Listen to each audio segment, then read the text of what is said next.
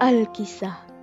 Di sebuah desa terpencil di daerah Kalimantan Barat, Indonesia, hiduplah seorang janda tua dengan seorang putrinya yang cantik jelita bernama Darmi. Mereka tinggal di sebuah gubuk yang terletak di ujung desa. Sejak ayah Darmi meninggal, kehidupan mereka menjadi susah. Ayah Darmi tidak meninggalkan harta warisan sedikit pun. Untuk memenuhi kebutuhan hidup mereka, Ibu Darmi bekerja di sawah atau ladang orang lain sebagai buruh upahan.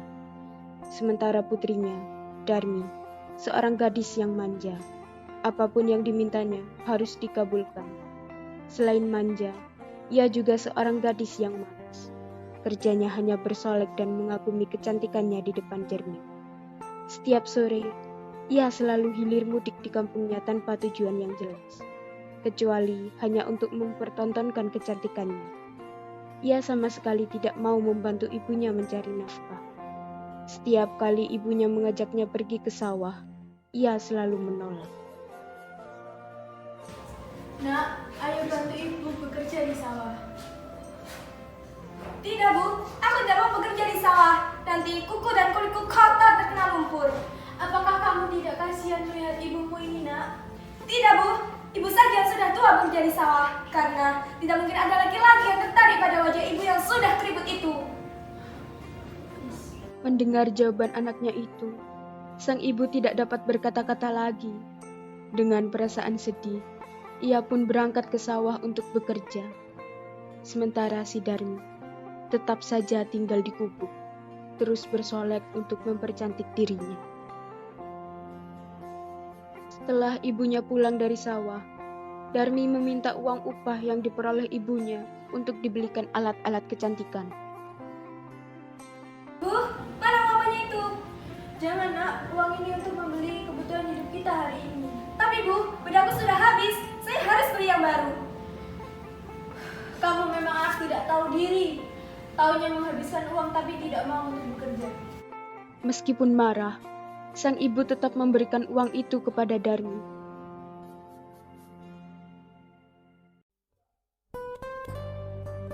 Keesokan harinya, ketika ibunya pulang dari bekerja, si Darmi meminta lagi uang upah yang diperoleh ibunya untuk membeli alat kecantikannya yang lain. Keadaan demikian terjadi hampir setiap hari. Pada suatu hari, ketika ibunya hendak ke pasar, Darmi berpesan agar dibelikan sebuah alat kecantikan. Tapi, ibunya tidak tahu alat kecantikan apa yang dia maksud. Kemudian, ibunya mengajaknya ikut ke pasar. Kalau begitu, ayo ikut ibu pergi ke pasar. Aku tidak mau pergi ke pasar bersama ibu. Tapi, Nak, ibu tidak tahu alat kecantikan apa yang kamu inginkan. Namun, setelah didesak, Darmi pun bersedia menemani ibunya ke pasar. Aku mau ikut ibu ke pasar, tapi dengan syarat ibu harus berjalan di belakangku. Memangnya kenapa, Nak? Bukankah aku ini ibu kandungmu? Aku malu, Bu, dengan orang-orang kampung. Jika ibu itu ibuku, kenapa harus malu, Nak? Bukankah aku ini ibu kandungmu? Lihat baju ibu yang sudah kotor itu dan wajah ibu yang keriput itu. Aku malu jika orang-orang kampung tahu. Karena tidak dapat mencukupi kebutuhannya, Ibu Darmi pun pergi ke rumah tetangganya yang kaya untuk meminjam uang. Permisi, Bu Seno. Iya. Ada urusan apa, Bu? Kok bisa sampai datang ke rumah saya? Itu, Bu. Ada apa, Bu? Nggak usah malu-malu, katakan saja. Bu Seno, bolehkah saya meminjam sedikit uang? Akhir-akhir ini saya kesulitan ekonomi. Lah, bukannya Ibu hari ini dapat upah dari sawah? Apakah tidak cukup? Upah saya berikan ke Darmi, Bu, untuk kebutuhannya, tapi untuk kebutuhan sehari-hari saya itu tidak cukup. Bu, ini ada sedikit uang dari saya. Wah, terima kasih, Bu Seno. Saya janji saat saya sudah gajian nanti, saya akan mengembalikannya. Tidak usah dikembalikan, Bu. Anggap saja ini sumbangan dari saya dan gunakan sebaik-baiknya. Baiklah, akan saya gunakan sebaik-baiknya. Terima kasih. Setelah dari rumah Bu Seno, sang ibu pun menuruti permintaan putrinya. Setelah itu, berangkatlah mereka ke pasar secara beriring. Si Darmi berjalan di depan, sedangkan ibunya mengikuti dari belakang dengan membawa keranjang. Meskipun keduanya ibu dan anak, penampilan mereka kelihatan sangat berbeda. Seolah-olah mereka bukan keluarga yang sama.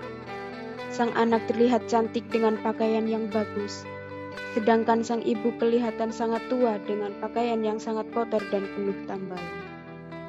Di tengah perjalanan, Darmi bertemu dengan temannya yang tinggal di kampung lain. Hei, hendak kemana kamu? Mau ke pasar? Lalu, siapa orang di belakangmu itu? Apakah dia ibumu? Tentu saja, dia bukan ibu. Dia adalah pembantuku. Oh, aku pergi dulu ya. Iya. Laksana disambar petir, orang tua itu mendengar ucapan putrinya. Tapi, dia hanya terdiam sambil menahan rasa sedih. Setelah itu, keduanya pun melanjutkan perjalanan menuju ke pasar. Tidak berapa lama berjalan, mereka bertemu lagi dengan seseorang. Hai Darmi, hendak kemana kamu? Hendak ke pasar. Lalu siapa yang orang di belakangmu itu? Dia membantuku.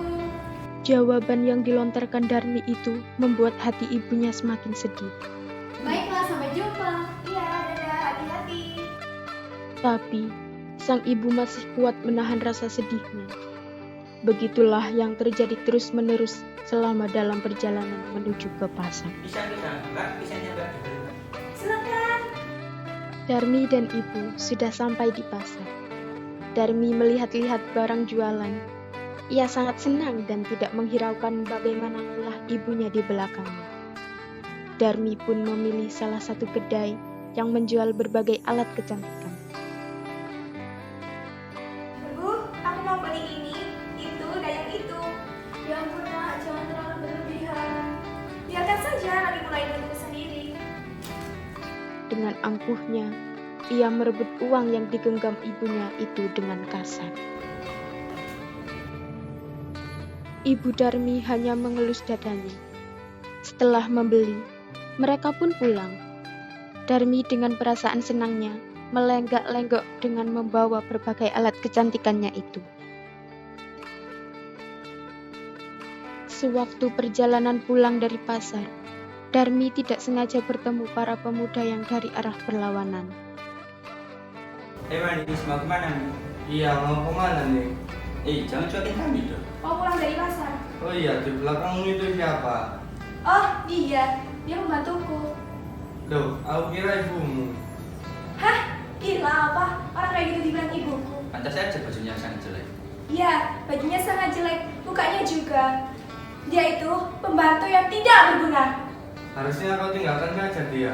Maunya sih begitu. Ya udah, kami pergi dulu.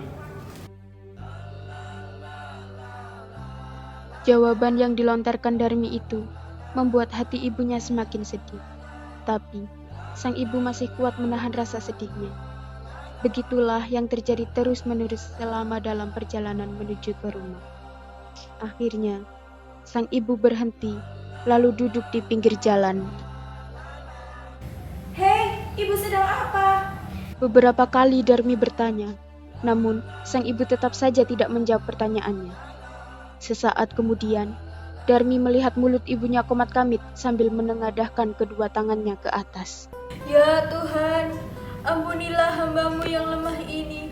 Hamba sudah tidak sanggup lagi dengan sikap anak hamba yang durhaka ini. Berikanlah hukuman kepadanya. Beberapa saat kemudian, tiba-tiba langit menjadi mendung. Petir menyambar-nyambar dan suara guntur bergemuruh mengekakkan telinga. Hujan deras pun turun. Pelan-pelan kaki Darmi berubah menjadi batu. Darmi pun mulai panik. Ibu! Ibu! Apa yang terjadi dengan kakiku, Bu? Maafkan Darmi, Bu! Maafkan Darmi!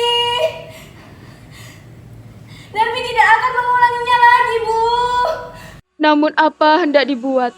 Nasi sudah menjadi bubur. Hukuman itu tidak dapat lagi dihindari.